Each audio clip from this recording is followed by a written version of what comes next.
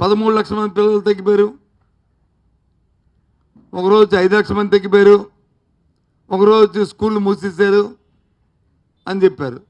నిన్న వచ్చి ఈ ప్రభుత్వం వచ్చి తీసుకునే విధానం వల్ల మా స్కూళ్ళు మూసేస్తారని ఒక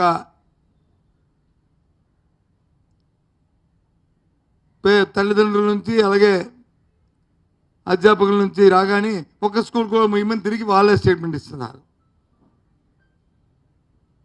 గత ప్రభుత్వంలో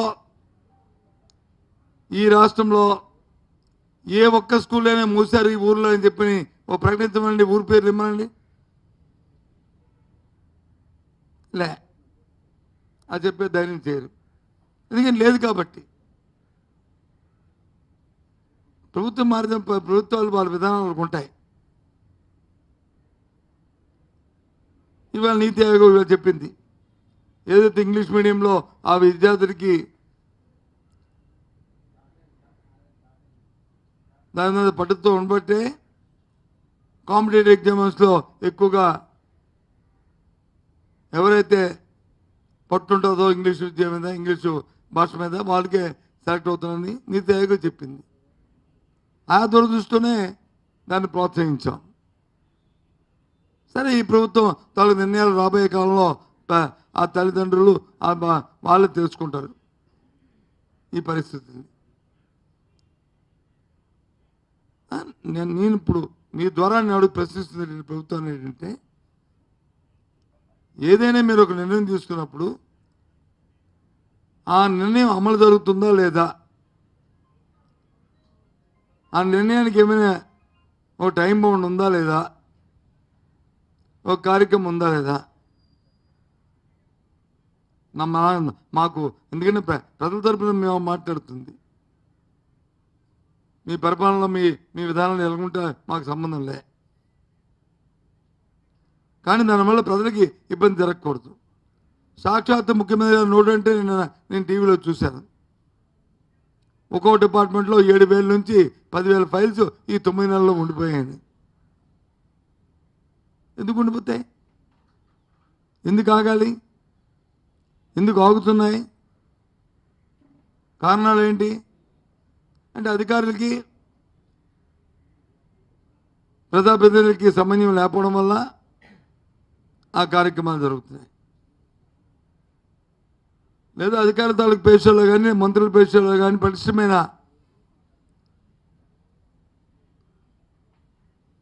యంత్రాంగం లేకపోవడం వల్ల, అంటే సంవత్సరమైన ఇంకా గాలిలో పడలే అని స్వయాన ముఖ్యమంత్రి గారు చెప్పిన మాటలు ఇవి. నేను చెప్తున్న మాటలు కాదు, నేనే విమర్శించట్లే. ప్రజాస్వామ్యంలో 5 సంవత్సరాలే టైము, మళ్ళీ 5 సంవత్సరాలు ప్రజలకి వెళ్తాం. ఆ తర్వాత మళ్ళీ ప్రజలు ఎన్నుకుంటే మళ్ళీ ప్రభుత్వాలు వస్తాయి. దీన్ని భూతద్దంలో చూడవలసిన అవసరం లేదు. మేము నిన్నే అధికారంలో లేవు, వచ్చి 8 మాసాలు కంప్లీట్ అయింది.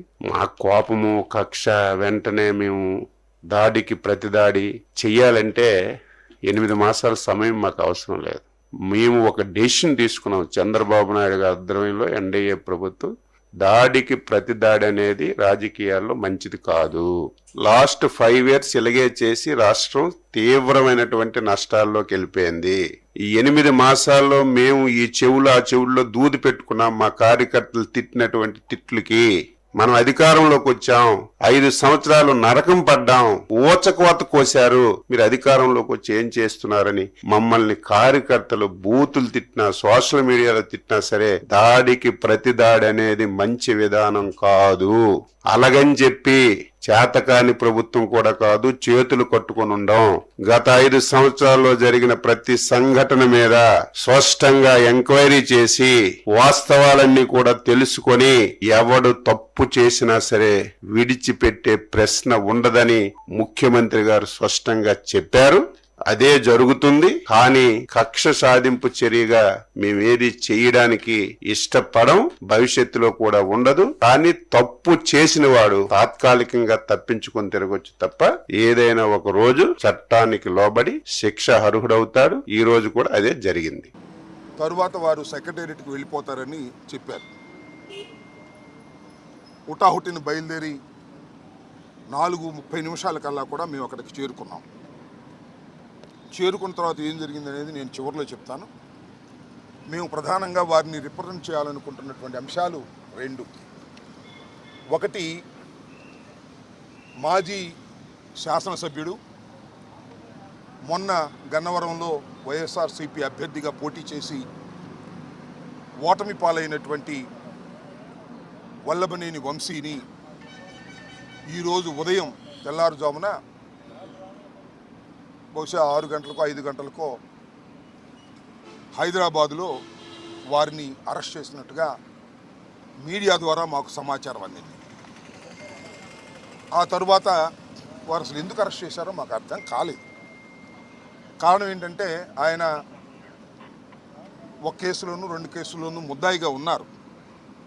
ముఖ్యంగా గన్నవరం తెలుగుదేశం పార్టీ ఆఫీసు మీద దాడి జరిగిన కేసులో వారు ముద్దాయిగా ఉండటం, దాని మీద ఆయన కోర్టుకు వెళ్ళడం, ఆయనకి యాంటిసిపేటరీ బెయిల్ ప్రొటెక్షన్ ఇవ్వటం కూడా జరిగింది. కాబట్టి ఆయన అరెస్ట్ చేసేటటువంటి అవకాశం లేదనే అభిప్రాయం మాకుంది. కానీ ఉదయాన్నే అరెస్ట్ చేశారనే వార్త తెలియగానే ఎందుకు అరెస్ట్ చేశారో అర్థం కాక ఆశ్చర్యపోయాం, దిగ్భ్రాంతి చెందాం. దీనికన్నా ముందు 2 రోజుల క్రితం ఒక సంఘటన జరిగింది.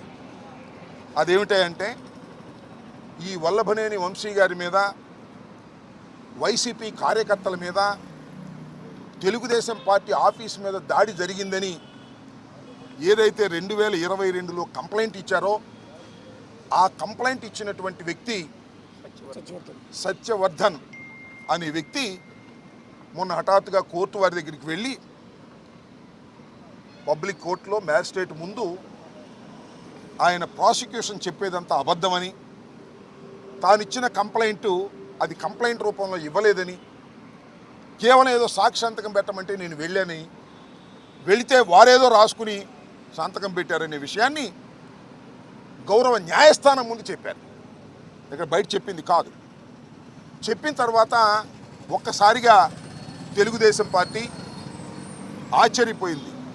అరే, మనం చేసినటువంటి తప్పు తెలుసుకున్నారు, మనం దొంగ కేసు పెట్టించామనే విషయం తెలుసుకున్నారు.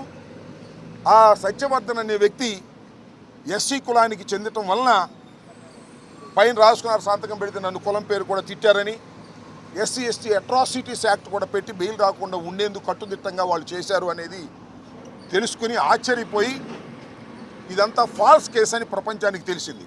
రాజారెడ్డి రాజ్యాంగంలో జగన్మోహన్ రెడ్డి నాయకత్వంలో 5 సంవత్సరాలు ఈ రాష్ట్రంలో అరాచకాలు సృష్టించి అనేక మంది మీద తప్పుడు కేసులు పెట్టి అక్రమంగా దోపిడీలు చేసి అదే కార్యక్రమాన్ని తప్పించుకోవడానికి ఈ రోజు ఒక దళిత సోదరుడిని గన్నవరం పార్టీ కార్యాలయం తగలబెట్టినటువంటి కేసులో ఎవరైతే ఫిర్యాదుదారుడుగా ఉన్నటువంటి సత్యవర్ధన్ కిడ్నాప్ చేసి భయపెట్టి అతనితో తప్పుడు స్టేట్మెంట్ ఇవ్వడానికి ప్రయత్నం చేసినటువంటి సందర్భంలో కుటుంబ సభ్యులు ఇచ్చినటువంటి ఫిర్యాదు మేరకు ఇవాళ ఉదయం గన్నవరం మాజీ శాసనసభ్యుడు వల్లభనేని వంశీమోహన్ గారిని అరెస్ట్ చేయడం జరిగింది. మేము మొట్టమొదటి నుంచి కూడా చెప్తా ఉన్నాం, ఎప్పటికైనా ప్రజాస్వామ్యమే గెలుస్తుంది. జగన్మోహన్ రెడ్డిని నమ్ముకున్నటువంటి ప్రతి ఒక్కరూ కూడా ఏదో ఒక రోజు అరెస్ట్ కాక తప్పదు. అధికారం ఉంది కదా అని చెప్పి విర్రవీగితే రేపేమవుద్దనే దానికి ఇవాళ వల్లభనేని వంశీ అరెస్టే ఒక నిదర్శనం. ఇవాళ అతనికి రాజకీయ భిక్ష పెట్టినటువంటి పార్టీ తెలుగుదేశం పార్టీ. అతనికి శాసనసభ్యుడిగా గెలవగలగడానికి కారణం తెలుగుదేశం పార్టీ. అటువంటి కన్న తల్లి లాంటి తెలుగుదేశం పార్టీ కార్యాలయాన్ని తగలబెడితే ఇవాళ ఏం జరిగిందో చూసాం. వాళ్ళ అక్రమ దోపిడీలు అవన్నీ కూడా ఎంక్వైరీలు జరుగుతున్నాయి. అందరూ